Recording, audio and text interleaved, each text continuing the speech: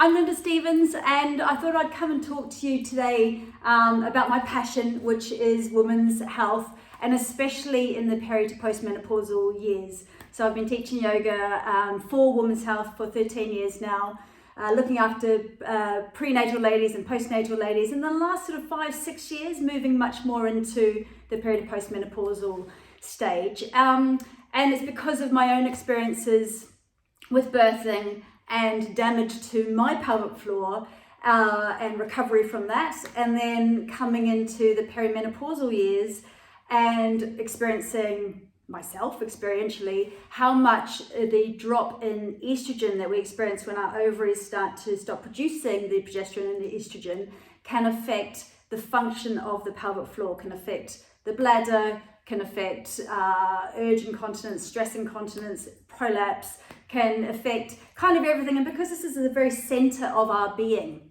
this pelvic area really does affect absolutely everything else. I personally feel that for women, in order for us to shine in the world, it's something that we do need to, it's like know thyself. We need to know thyself and know how to look after ourselves, and really do know that there is so much that can be done. This is all about really reconnecting with the belly button downwards, and maybe giving you guys some tips and some information. And then I thought I'd just answer questions. So if I just do a little bit of a 5-10 minute overview, would that suit you? And then be very happy to answer some questions.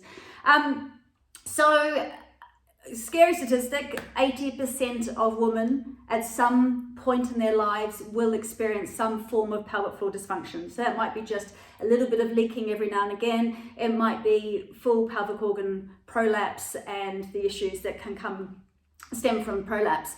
And last year we heard that adult incontinence pads outsold baby nappies for the first time. So it's not something that is just affecting a few of us. Over 50, 1 in 2 women will experience especially urge incontinence, so bladder issues.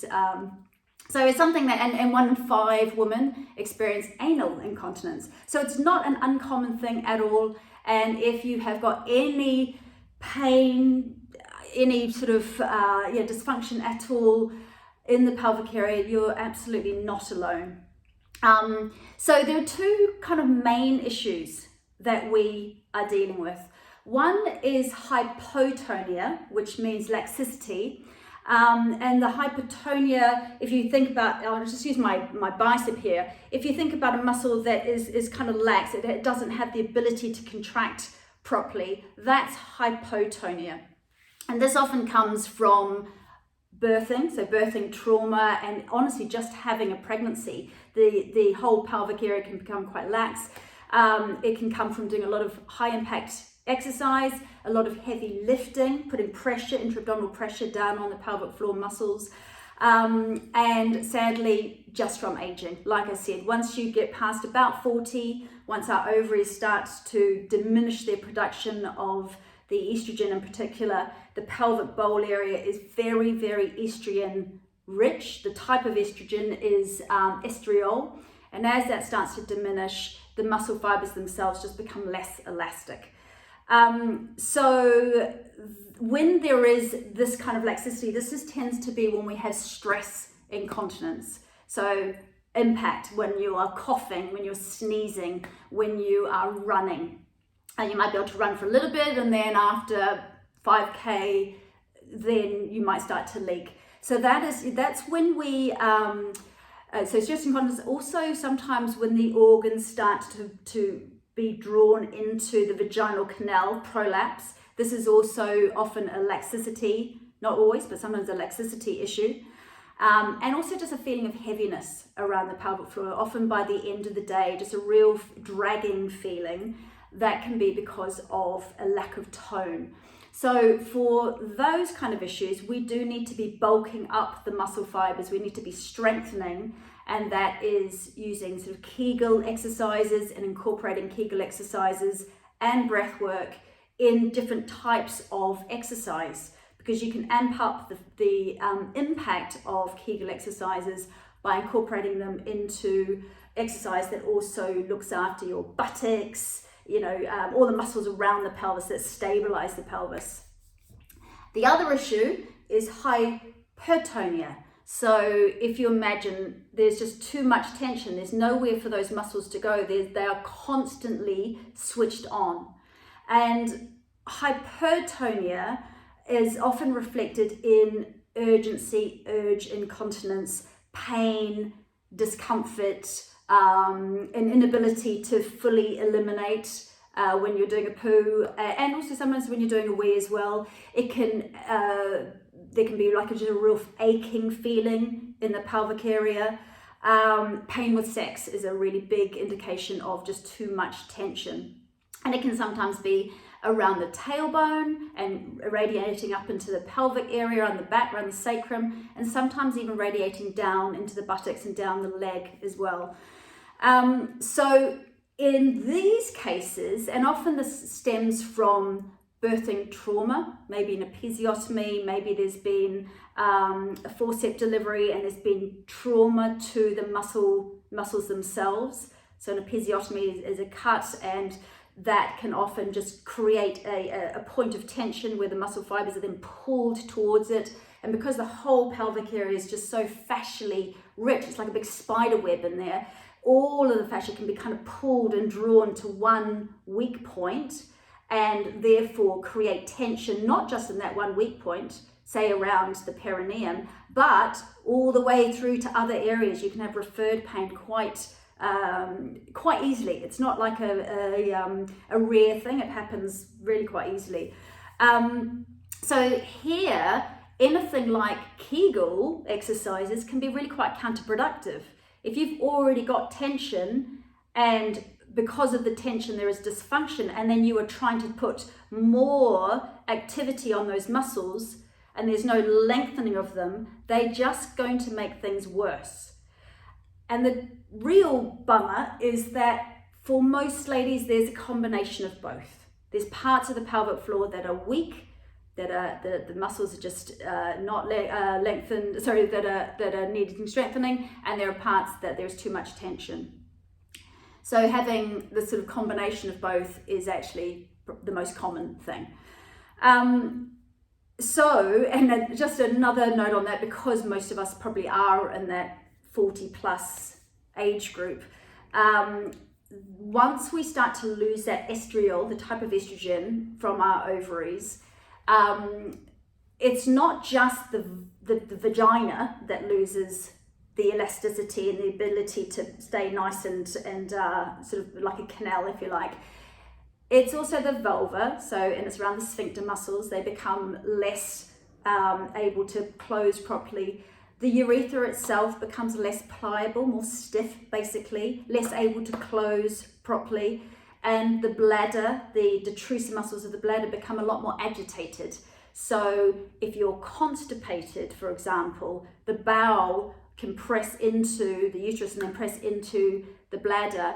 And constipation is actually the number one driver of urinary incontinence. So it's like the whole area becomes less elastic, much more irritable. You're much more likely to have, just dryness and itchiness on the pelvic floor area. The sphincter muscles don't close as well.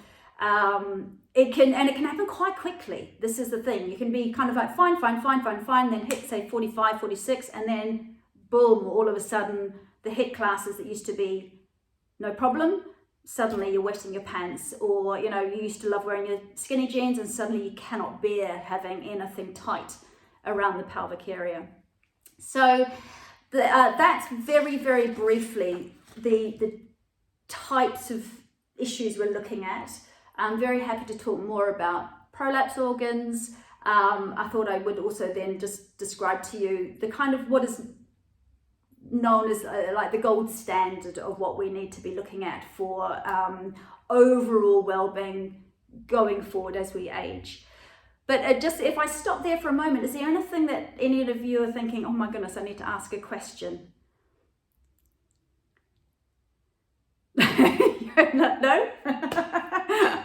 All right, okay. So it's not like I said before, it's not like people like me can just say, right, go ahead and do a whole lot of Kegels. Because if your breathing patterns are all out of whack, if your posture is such that your shoulders are all rounded, you've got tight pectoral muscles, your chin is poking forward, your head is forward of the midline, your tailbone is tucking under, then your diaphragm, I'm just going to sit back a little bit so you can see my diaphragm.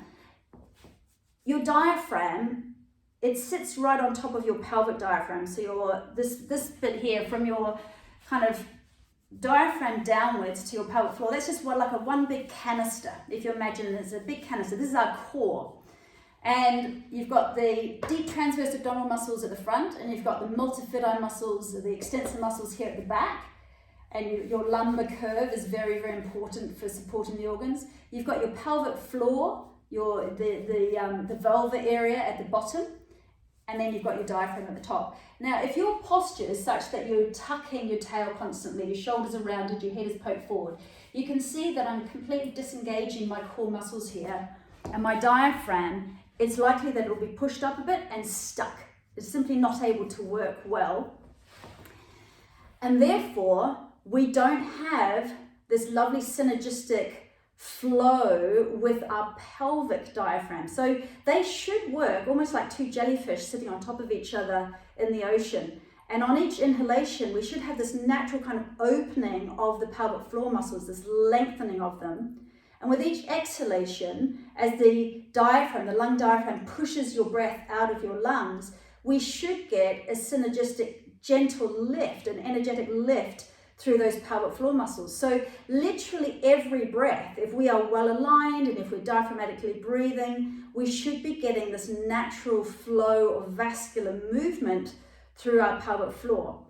If our pelvic floor is all tucked and scrunched, and so many women who have no bum muscles, so their bum muscles go atrophy and go as they age, if you can see me here, and the lumbar curve here starts to get all flattened out like that, and the whole pelvis is posteriorly tilted, so it's kind of tucked. Shoulders are often rounded as well, head poking forward often as well. So it's such a typical thing because we sit so often. What's happening here is rather than having a lovely lengthened pelvic floor with the tailbone slightly lifted, we end up literally scrunching the tailbone towards the pubic bone at the front, and the whole pelvic area gets dehydrated and scrunched. It doesn't get good movement as we walk, as we breathe, as we mobilize. Does that make sense?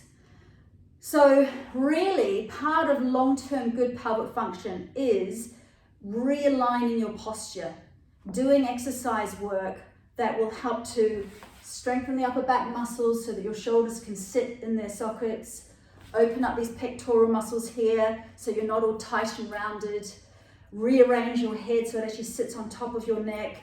If you're starting to get that down, just sort of that hump, doing work to release that, and primarily making sure that your pelvis is well aligned and not posteriorly tucked.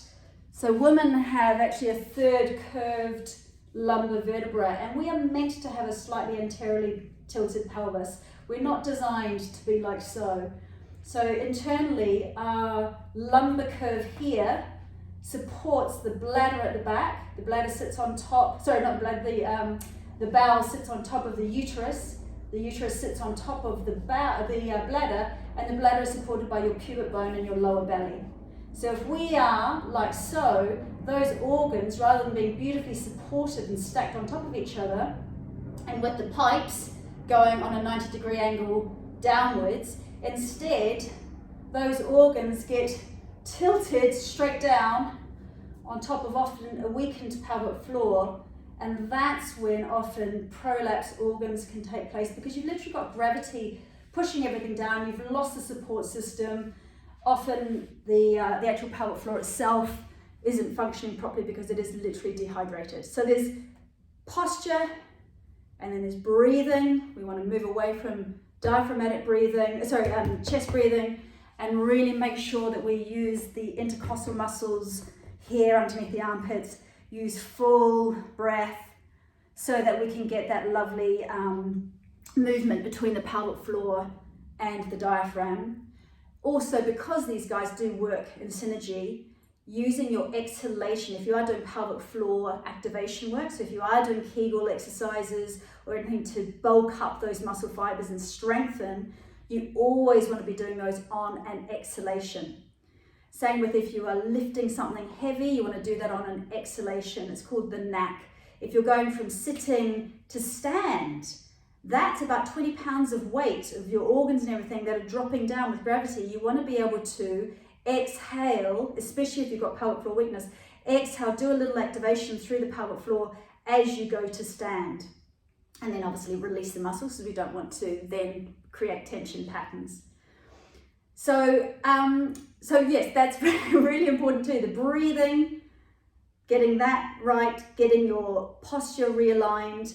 And then once we hit midlife in particular, often what we can do is use a topical estriol cream, very, very low dose.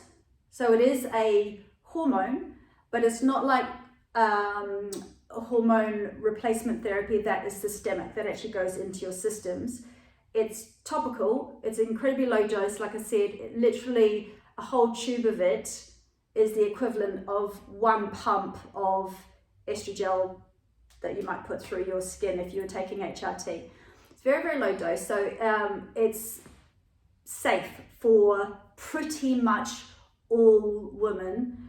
There is some, questioning around if you're an active treatment for cancer. So this is something that you should be able to talk to any GP about, and knowing that even though the little pamphlet inside says it's HRT, and therefore the pamphlet inside will give you all the kind of worst case scenarios of HRT, and just by the way, that's synthetic HRT, so the pamphlets haven't changed since from before body identical HRT is available on the NHS. But just to say that ignore the pamphlet, most GPs now are pretty knowledgeable about the benefits of supporting the muscle fibers and re-elasticizing them by using a topical cream. You can use a pessary as well up the vagina. The benefit though of using the cream is you can put it into the vagina to strengthen the vaginal walls, and also around the sphincter muscles, also on the perineum. Especially if you've had a episiotomy, a lot of women will find that the scar tissue becomes very weakened and sometimes even splits during perimenopause. So to have something that strengthens everything up, it also will help the urethra itself to become a bit more pliable. So the incidence of UTIs, recurrent UTIs, tends to diminish, and it also will just calm the detrusor muscles of the bladder down a bit as well. So it helps with that urgency, especially, so that's something to, if this is an issue for you, look into it, talk to your GP about it. Like I said, it's very, although it's under the umbrella term of HRT, it's a replacement therapy that is topical. It's extraordinary low dose. It doesn't go into the bloodstream. It only works while you use it. So it's not like you can use it for a year and get everything plump and working again and then stop and expect those improvements to stay, because it doesn't. It's not a long-term thing. So there's that. There is down training. So for most women at our age, actually learning to stimulate the vagus nerve, which is kind of superhighway into the parasympathetic nervous system, that calming nervous system that Annie was just talking about. When we can extend the exhalation from, normally we breathe, say 14 breaths per minute. When we can slow the breath down to about 5 or 6 breaths per minute and really extend the exhale, we go into that parasympathetic nervous system. So we start to calm the whole system down. And it's really, really key for us to be able to do that so that we also affect the tension in the pelvic area. So obviously we need to also do exercises to lengthen those muscles, so stretching exercises, pelvic opening stretching exercises. But key to it is the breath, and with that exhalation is just the whole central nervous system calming down. The pelvic area tends to be the area that we hold deep emotional stuff, especially in the psoas muscles. The psoas muscles connect the bottom part of the body to the top part of the body, and they go right through the pelvic floor. And these are the deep reptilian muscles that really just kind of hold our stuff. So allowing everything to calm and relax and stretch and open and release can be incredible on an emotional level and absolutely on a physiological level. And then once you are able to lengthen, that's when you start to also do the strengthening work. And with our pelvic floor muscles, we want to be able to use all of the pelvic floor. There's about 70% of the pelvic floor muscles are at the back around the anus, and only about 30% at the front.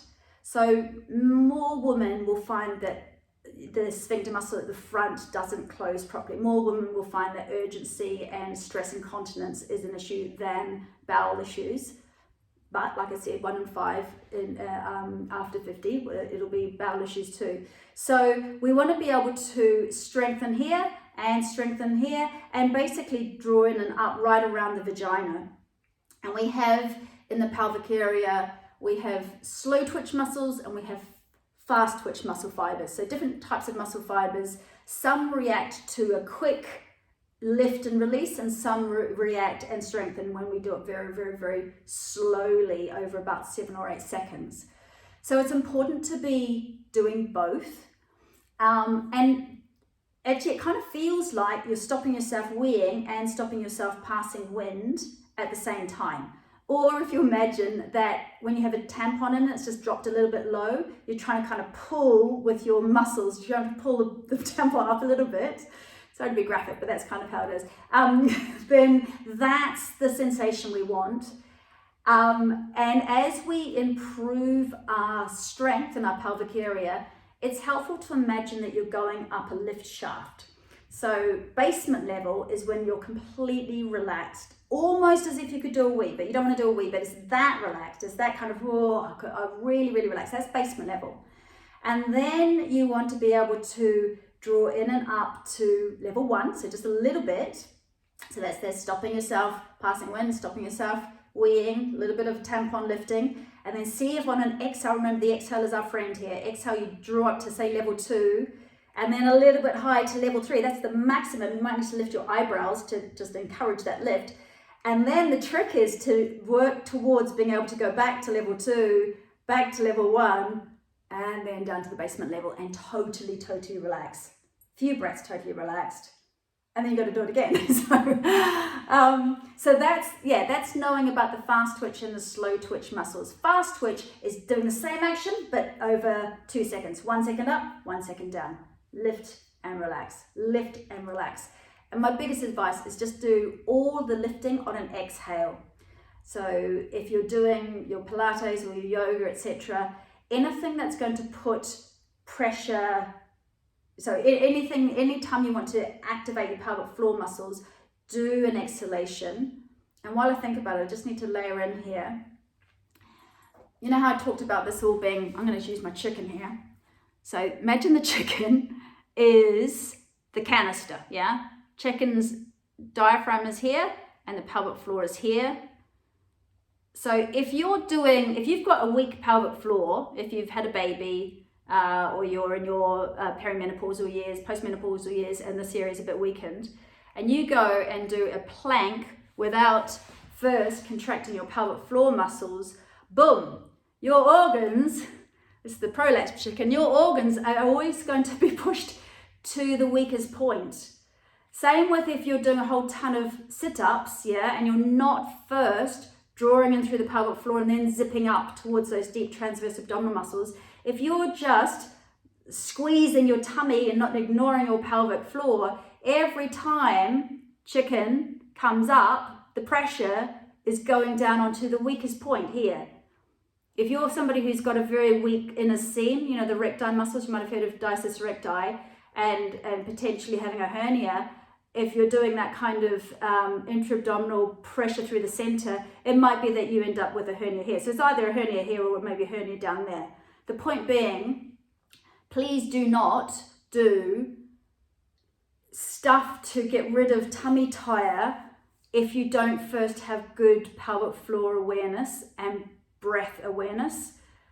And if your posture is really not great, if you know it's not great, and you then try and do a whole lot of, say, HIIT classes or start running in midlife, my advice really is to do the work beforehand to sort out your posture and your breathing, because otherwise you just have unnecessary wear and tear on your joints, and you're much more likely to do damage to your pelvic floor. And it's really hard to wrap your head around prolapse organs at the best of time.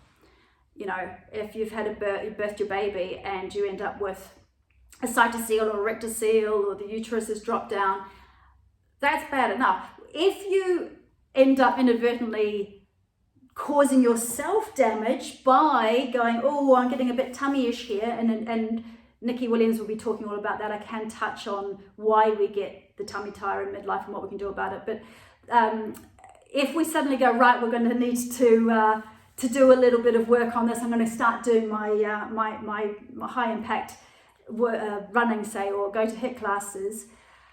Once you hit about 45, once that estrogen has started to drop and are once nice elastic muscles around the organs, this is called the levator ani, this band of muscles that hold our organs in place, once our pelvic floor muscles all start to weaken a bit, then if we suddenly put big intra-abdominal pressure downwards, jumping, running, jumping on the trampoline, double bouncing a couple of kids, which is what I did, then if there's weakness, boom, your bladder can suddenly drop down, your bowel can suddenly drop down into that vagina, and then that's when because the organs start being displaced out of their place, that can also lead on to incontinence issues. So lots of information I've just given you there. I'm going to pause again and just say, is there anything that you'd like to know more about? I can see Karen's just going, oh shit, that's a lot. Sylvie, hi darling. Hello. Do I have to I was trying to find is that okay if I ask a question? Yes, please do, Sylvie. Yeah, so rebounder, it's a huge thing for whatever, you know, that cleansing. Dr. Taylor will also know, and you know also, but you probably. But then, is there any gentle way of rebounding? I understand I need to look into my posture and my everything else, but is there any good and gentle way of doing rebounding? Because I find it amazing in the morning. If you are already responding well to it, and you are, especially if every time you impact you're exhaling, yeah, you're naturally going to be getting a little lift through your pelvic floor every time you impact downwards. And the rebounder is obviously softer than if you are running on hard pavements. Yeah, especially if you're running on hard pavements with flat feet and you're pressing down hard through your heels. Yeah. Then it's going to be better for you. If you're doing big jumps and landing, that's a lot more intra-abdominal pressure downwards. So if it's little rebounding, and then actually what you were probably doing is strengthening everything.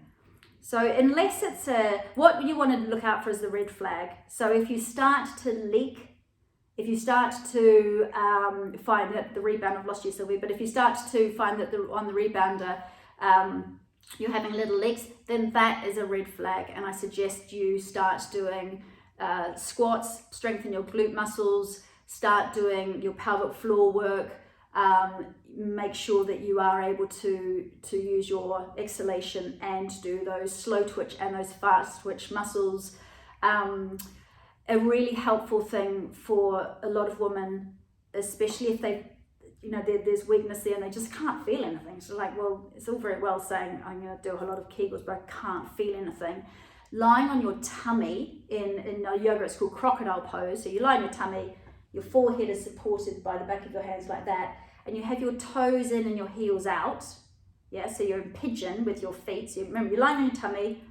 What that does is disengages your bum muscles, your gluteal muscles, because quite often, for quite a lot of women, their inner thigh muscles or their bum muscles take over and their actual pelvic floor muscles don't do the firing that they should do. So if you're lying on your tummy, you get the proprioception of the ground. So you can feel the front of your pubic bone and you feel your tummy on the ground and your toes are in and your heels are out, so your bum doesn't do the squeezy thing, or at least you can feel it. If it does, you can go, oh bum, you're trying to jump in here, I'm just going to stop you. And then you do a zip up, and I like to describe, imagine you've got high-waisted tight jeans on, and as you exhale, or I say, imagine you've got testicles and you're zipping them up to your spectacles, testicles and spectacles, and on an exhale, you are drawing in and up, and you'll find that your tummy button comes a little bit off the ground. So you will be getting your pelvic floor, the front of your pelvic floor. I'm going this way because I'm imagining that I'm lying down on my tummy here. So you're getting your pelvic floor and you're drawing in and up towards your tummy button. Imagine if a zip is doing up, zip, like that. So yeah, that can be a good way of just strengthening, especially around the urethra. Like I said before, that tends to be the weaker point for most women. Not all, but most women. Okay, thanks. Anyone else have a question before I jump in with something else? Joanna, hi darling, how are you? Hi, I'm good. So I've got rather personal experience of this whole area because I had a really bad prolapse after my son was born. So I had that surgically repaired. That was the bladder and the uterus come down. I've recently started to notice some problems, rectal problems. So I've been to see a consultant who said, yeah, we can do surgery. But I'm just wondering whether it's possible that it could be dealt with via actually proper exercises. But it was just, what you're saying is absolutely mind-blowing, because when I went to see, I tried physio before I went for surgery. They didn't really do anything, but it was basically do your Kegels, pretty much. I mean, there's a bit about the lift and everything. There was nothing about posture, nothing like that.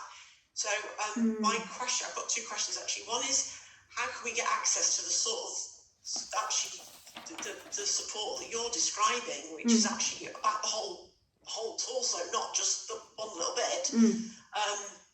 That's my first question. Okay, well, I'll answer the first question. Did you see a pelvic floor physiotherapist, or just you saw a pelvic floor physiotherapist? Well, a women's physiotherapist on the NHS. Okay, so I would suggest that you find a pelvic floor physiotherapist that has done mummy MOT training, and who does I don't know if they did an internal examination when you're standing, because obviously, guys, if you think about it, if you're lying on your back, organs are not going to be dropping down as they normally do if you're standing upright. So if you have got any worries around prolapse, you need to have an examination when you're standing up. And you need to ask also to feel what it's like when you're bearing down, like going into a squat or sitting down. So basically you need to have somebody who's comfortable with their hand up your vagina while you're standing there. And pelvic floor physiotherapists who are worth their salt will make you feel so comfortable doing that. You'll just be chatting about stuff and they'll be saying, oh, can you breathe out now? And can you then see if you can do a Kegel? And then they'll be able to say, right, it feels like you've got a grade such and such of a rectocele here or cytocele. And by the way, this is what's going on with your posture, and these are some exercises to do to help with your posture, and I can see that you're not breathing properly with your diaphragm, and this is how we can start influencing your diaphragmatic breathing. So I always say, I work quite closely with a number of excellent pelvic floor physiotherapists, and I always love my students to be able to, I say, know thyself, know what you're dealing with, because it's useless being told blanket do Kegels, especially when a lot of people don't actually even know how to do a Kegel properly. And like I said before, if your pelvis is all tucked under and you're doing a whole lot of Kegels on top of muscles that are already scrunched, it's going to make things worse. So for rectocele, which is when your bladder is dropping in, you know, it's really important to make sure that, so our pelvic muscles, they attach to the tailbone, yeah, at the back, and to the pubic bone at the front, and to the sitting bones. It's like a diamond shape. So if at the back there is any kind of tension there whatsoever, that needs to be released, because otherwise your poor bowel can't empty properly. Your poor sphincter muscle can't empty properly. So it might be that the pelvic floor physiotherapist needs to get in there and do some myofascial release. You know, just like if you had a terrible knot in your shoulder and you need trigger point therapy to release that knot, because otherwise you feel like you're constantly doing this. It could well be that if there's a rectocele that, and maybe there's an episiotomy, maybe there's some damage with birth, we don't know, but if there's anything like that, it's very common to be, say that's just inside, you know, the vagina, there's so many muscles, the pelvic muscles are so attached into that tailbone around that area. If there's something here, then it's all pulling, and then this pulling here can affect the bladder up here as well. So this needs to be released, opened up in order for them. Can they still release it like that if there's a mesh in there, or is that then? Yes. Okay. Yeah. So, yeah, pelvic floor physiotherapists are absolutely aware of how to, and it's incredibly important that if you had surgery, you are then doing daily exercises, because most women who've had surgery will end up having to have more surgery if they don't undo the underlying issues that caused their need for surgery in the first place. So, you know, lifestyle, what you're eating, how much you're moving, how you're sleeping, how you're recovering, how those muscles are able to strengthen and lengthen, you know, constipation, really big thing. So all of this stuff is so important, because otherwise you can understand if you had to have a surgery in the first place but you change nothing else, then sooner rather than later probably you're going to end up needing another surgery. Thank you. My other question was about if I've got this, obviously it sounds like I very clearly need to start with pelvic floor health and not do the sort of doing miles and miles of running whilst that's still an issue. So I will do that. But once I'm feeling that I'm fairly stable, then I'm always a bit wary about weights and how much weight to lift, because it's important for my strength, but equally I don't want to do damage. So any advice you've got on that? Yeah, so I always incorporate a lot of weight bearing, because obviously our bones, you know, 1 in 2 women over 50 are going to end up with osteoporosis. We need to strengthen our bones. We need our muscles to be firing. So incorporate quite a lot of weight bearing, but body weight bearing. And there's always stages to increase that. Yes, doing, you know, light weights and repetitive thing is great, but always working with your breath. So like I mentioned before, this thing called the knack, which is as you lift something heavy, you are exhaling. And I'll just show you. Say, I don't know if you can see me. Say this was something heavy, it's just a bolster. You can see my bum there, can't you? Can you see? So I imagine I'm standing here. I'm actually on my knees and I'm lifting up. As you bend down, you're not rounding here and putting pressure through your lower back, tiny little muscles here. You're using these big guys, the bum muscles. So you want to try and bend your knees, bum behind you, sitting bones spread out, picking up your thing.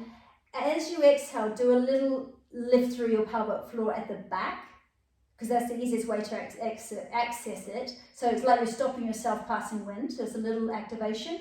And then you drive through your heels as you pick that thing up. You exhale as you come up. So again, diaphragm pushing the breath out of you, pelvic floor gets a natural lift. We are working against all the weight of our organs and things dropping down. So we prep, little bit of a lift here, exhale, pick the thing up, carry it, breathing out, put it down, and then once we've put it down, we really focus on releasing those pelvic floor muscles, because what we don't want to do is switch them all on, and not then release them, because otherwise then we run into that constant.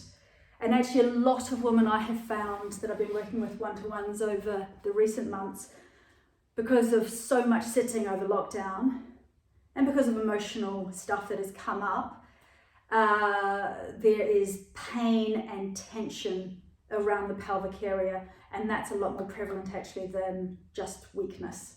So I'm finding that I'm needing to really help women to release all of that, and so a lot of that yoga is brilliant for, because it helps us to work on an emotional, mind-body connection state, to release stuff in order to then be able to strengthen. Hope that's hugely helpful. Thank you so much. So pleasure. Yeah, so I'd say first of all, find yourself a really good pelvic floor physiotherapist. Spend the money. This is so important for long-term health.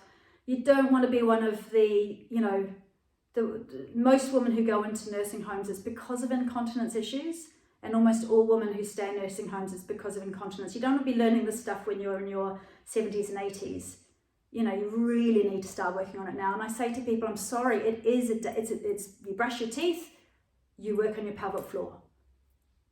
You do. That's it. It's I really, yoga says acceptance is the key ingredient to change. It's called santosha.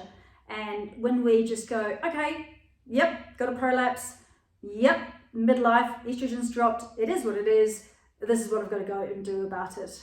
Rather than like, oh, poor me, victim, it is not going to do any of us any good. And the more we talk about this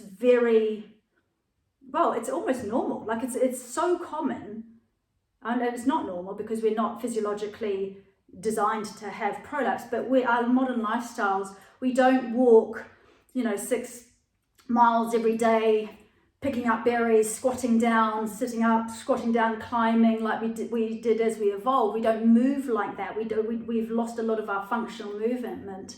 We don't squat like we were designed to when we eliminate. That's why another thing, actually, if you guys make a note of this, if you haven't got a squatty potty already, get yourself a squatty potty, because we are designed, if you can see me here, I'm just going to grab a chair so you can see. If I'm sitting on a loo like this, like I said before, our organs stack on top of each other. Now my pipes are going that way. If I put something underneath my feet, so I'm just putting my bolster on my feet, and I'm sitting like that, now I'm basically in a kind of like a squatting position. Yeah. So now my pipes are going down, and you're going to find that pelvic floor is lengthened, pipes are going down rather than going underneath you. And it's infinitely easier to eliminate, and you don't then strain. And what we don't want to do is strain on the loo, because holding your breath and pushing down can very easily cause organs to start prolapsing if we've got a weakened pelvic floor. So that's another thing. that's important to know. And the other thing I'll just throw in there is pessaries. So I just want to point out you've got a couple of ladies with their hands up waiting to ask questions. Oh, thank you. So Who was asking a question? Joanna. Oh, Joanna. Go ahead, Mela. Yeah, the hypoctonia thing has been really enlightening, because I've done pretty well, I think. I've been pretty good at doing my cables, and I've oh yes, tick, tick, tick, tick, tick. So obviously the kind of productive stuff going on. But actually more of a question about the stress incontinence. So I was running, and I pretty much got over the problem with running.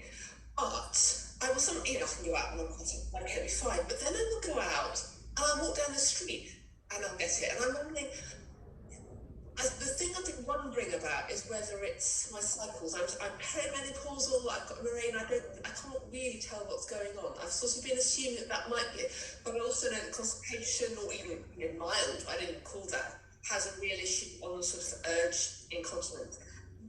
Have you got any insights on, or is it actually much more than I think? So you're talking about when you suddenly go, oh my goodness, I need the loo now. Are you talking about urge incontinence? No, and what I mean by that is more the kind of like, I just permanently feel that I need a wee, and I sort of... Oh, okay, so that's your bladder being agitated to start off with. Right. Okay. So that feeling of urgency. So bladder training is a whole other thing in itself. Okay. But one thing just to remember is, yes, the estrogen, lowering of estrogen does make the detrusor muscles of the bladder way more agitated. So if you've had a coffee and you are... if you're about to ovulate and your estrogen has just dropped down massively, if you are having you are ovulating that cycle, and obviously in perimenopause, some cycles we don't ovulate. and of ovulatory cycles. But we will still have a peak of estrogen and drop down. So one thing is to know, yes, at different parts of your cycle, you will find that stress incontinence and urgency are way worse when our natural estrogen levels have dropped down. So that's why it is also quite helpful to use that topical estrogen cream. Yeah. It'll even it out. It'll even it out, yes. Yep. Is that available? Available just on the NHS. Ovastin is a very common brand that a lot of people use, and you should be able to just talk to your GP about prescribing. So that's a common thing. There are different brands. That's the one that you can use around the vulva as well as in the vagina, around the sphincter muscles. I think we're about to close. So sorry that I didn't get to answer the last question, but nice to meet you guys. Thanks. Enjoy the rest of your conference.